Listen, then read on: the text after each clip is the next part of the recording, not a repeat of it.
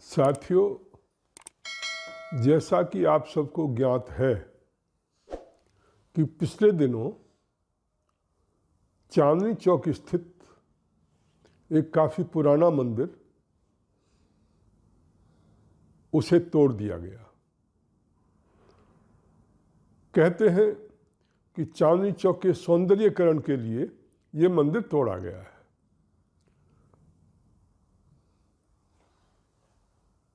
दुर्भाग्य ये है कि इस देश में मंदिर तोड़ दिए जाते हैं और जो हमारे धार्मिक स्थान हैं वो तोड़ दिए जाते हैं, परंतु दूसरे जो धार्मिक स्थल हैं, चाहे कहीं मजार बनी हो, चाहे वो रोड के बीचों बीच हो, चाहे वो रेलवे स्टेशन पर हो, चाहे वो रेलवे ट्रैक पर हो,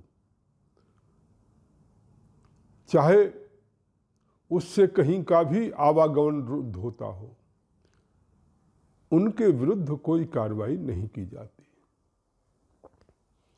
ये जो एक प्रकार की वन साइडेड, एक तरफा कार्रवाई जो कि केवल हिंदुओं के साथ इस देश में और आज से नहीं बहुत समय से की जा रही है। जब भी कुछ होगा तो वो उनको जो है ऐसा ही न्यायालय करते हैं, ऐसा ही शासन व्यवस्थाएं करती हैं, चाहे वो किसी की भी पार्टी की सरकार हो, चाहे कांग्रेस की हो, बीजेपी की हो, आम आदमी पार्टी की हो, किसी को कोई परेशानी नहीं होती, तुरंत जाकर के वो तोड़ देते हैं। परंतु यदि मुद्दा मजार का हो, मस्जिद का हो, अवैध और कोई बिल्डिंग हो, आपको ध्यान होगा कि पिछले दिनों एक सूचना आई थी कि वो जो मौलाना साद, जिनका हेडक्वार्टर जमात, ये जो तबलीगी जमात का जो हेडक्वार्टर्स था, उसके बारे में बताया गया था कि वहाँ पर अवैध रूप से निर्माण हुआ है। एमसीडी ने उस समय नोटिस भी दिया था, उसके बाद पता नहीं क्या हुआ, कोई कार्रवाई आज तक नहीं हुई। तो इस ढंग से, और वैसे भी दिल्ली में आप देखें तो चारों तरफ जो है आप कहीं भी चले जाएं, अवैध मजार, अवैध दरगाह, अवैध मस्जिद इस रूप में बने हुए हैं, परंतु किसी के विरुद्ध कोई कार्रवाई नहीं की जाती। और मंदिर हो, आर्य समाज का मंदिर हो, तुरंत जाकर के तोड़ देंगे, क्योंकि उनको लगता है कि उनका विरोध करने वाला कोई नहीं है। इसलिए ये बड़े दुख की बात है कि बीजेपी के केंद्र शासन में रहते हुए, आम आदमी पार्टी के दिल्ली में होते हुए, जिन्होंने कि थोड़े दिन पहले अभी जो विधानसभा के चुनाव हुए थे उसमें उन्होंने हनुमान चालीसा बहुत गाया था।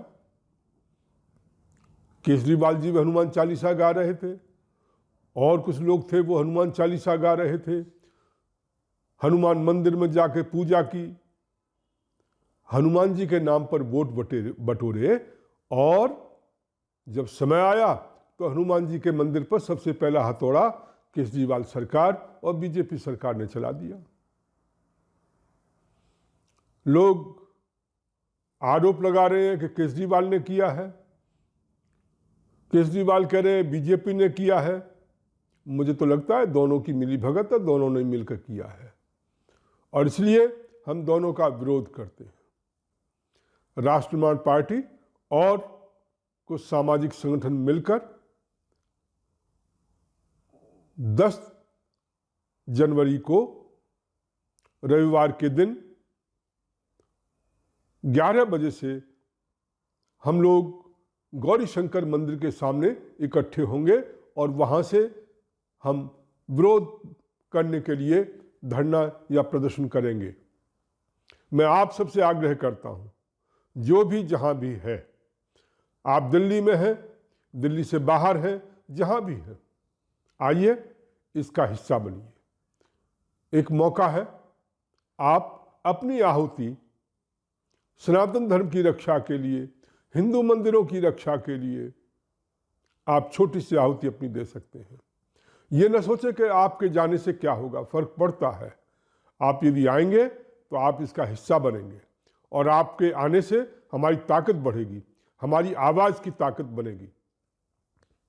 और जितनी मजबूत आवाज़ होगी, जितना मजबूत संगठन होगा, जितना विरोध स्ट्रांग होगा, उतनी ही आपकी आवाज़ सुनी जाएगी, सरकार भी सुनेगी, अधिकारी भी सुनेंगे और आगे इस ढंग की हिमाकत नहीं कर पाएंगे। इसलिए मैं आप सबसे अनुरोध करता हूं, जो जहां है, दिल्ली में है, दिल्ली वाले लोग, जिन तक मेरी आवाज़ पहुंच रही है, जिन तक मेरा ये वीडियो पहुंच रहा है, उन सब से अनुरोध करना चाहता हूं, आप इस पवित्र कार्यक्रम के साक्षी बने, आप स्वयं इसका हिस्सा बने और जो अन्याय हुआ है, जो लगातार हिंदू समाज के साथ होता रहता है, उसका विरोध करने के लिए हम सब इकट्ठे हों, यही मेरी आपसे अपील है। और मैं चाहूँगा कि आप इस वीडियो को शेयर करना न भूलें, सब्सक्राइब करना न भूलें। इसको ज़्यादा से ज़्यादा आप शेयर भी करें, सब्सक्राइब भी करें और अधिक से अधिक साथियों के साथ यहाँ पर पहुँचे।